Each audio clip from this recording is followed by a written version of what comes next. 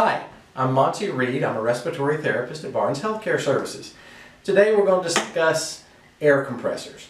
Now your physician has ordered an air compressor for your use, and these are used with patients usually who have tracheostomies and require some extra humidity to help keep secretions loosened up in your breathing tubes.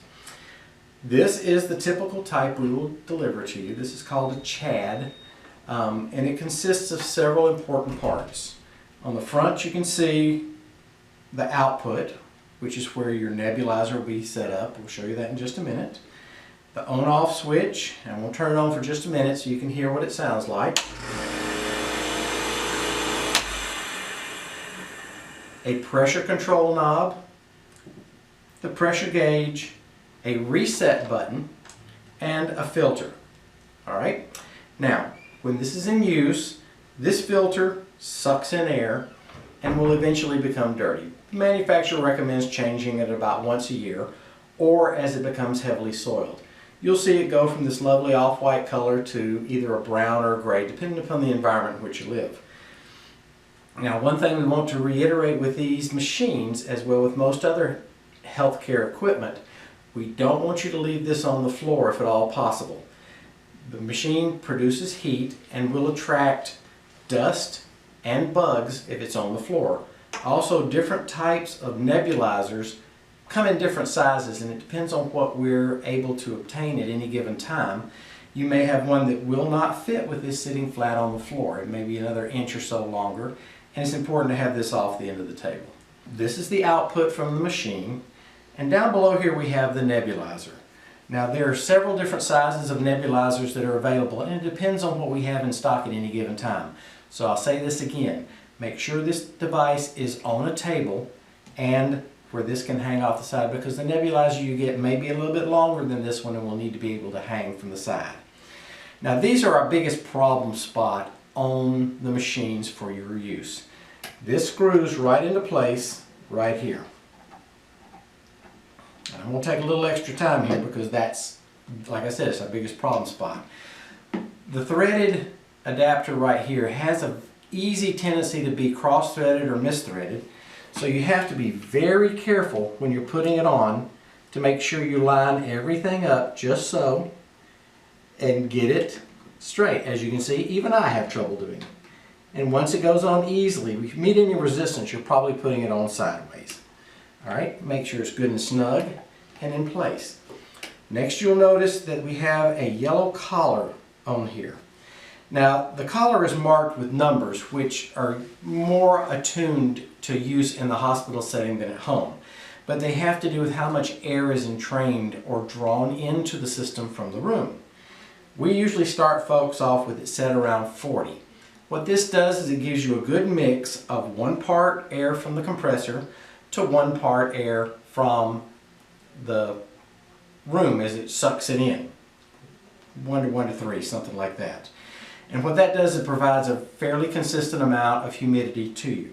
Now, if you find that your airway feels dry and you're not getting enough moisture, all you have to do is open it up or lower the number. You'll get a little bit louder noise coming from here, but it will push more air through and create more aerosol as it goes along. Likewise, if it's getting too much moisture into your airway and causing your secretions to be excessive or overly runny, you can close it down toward the 98 setting, and that will decrease the amount of moisture that comes through.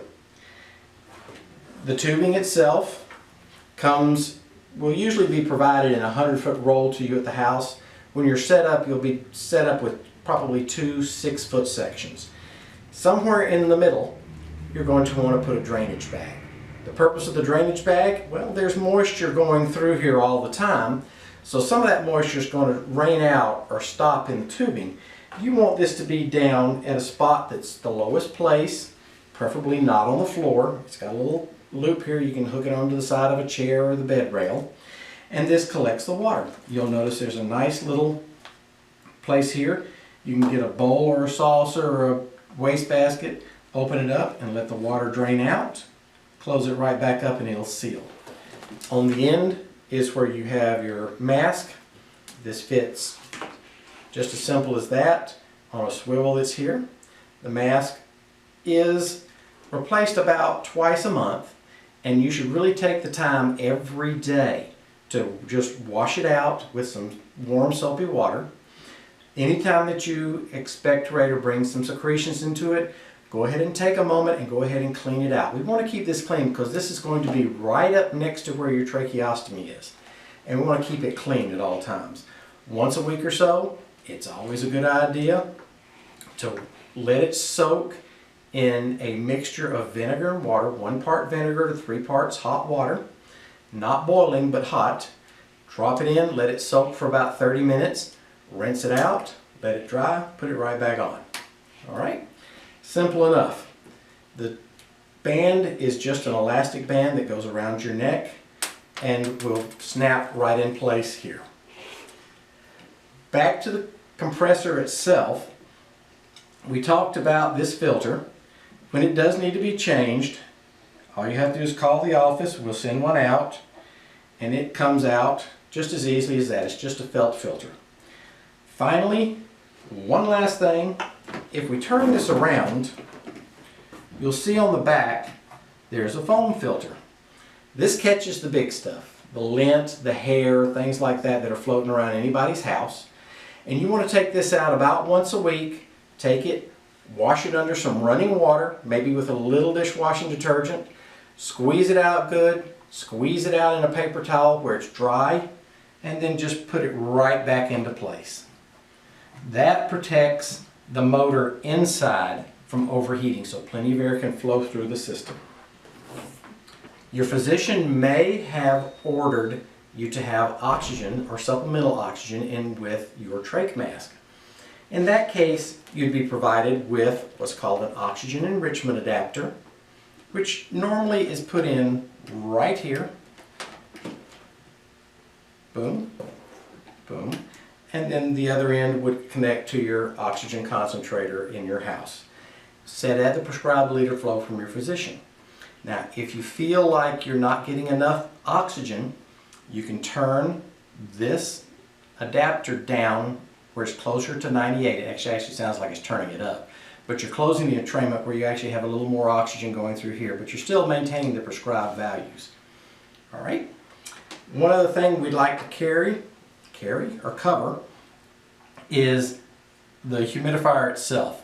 This should only be used with distilled or sterile water. Sterile is not necessary, but some people prefer it. Distilled is more than adequate to take care of your needs here. Do not use tap water if at all possible. If you do have to use tap water, be sure to boil it for about 6 minutes before, and then let it cool before putting it into the nebulizer. The unit itself needs to be cleaned on a regular basis. Just wipe it off with a damp cloth, keep the dust off of it again, clean the filter in the back, replace this filter as needed.